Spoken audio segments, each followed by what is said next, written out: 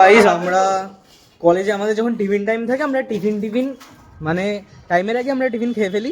रहा नहीं जाता तड़प ही ऐसी है ना नहीं नहीं it's okay, it's okay. এবং তারপর আমরা বেরোতে বেরোই কি করতে বেরোই, আওয়ারা গার্দি। নাইস।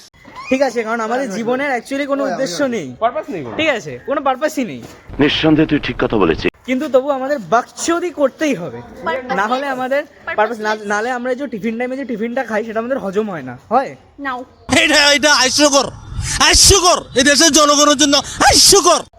তো তাই এখন হয়ে গেছে, এখন বাকচুরি কমপ্লিট। এখন আমরা যাচ্ছি কলেজে, আমাদের কলেজে ঢোকার টাইম হচ্ছে 3টেতে, এখন বাজে হচ্ছে 3:12।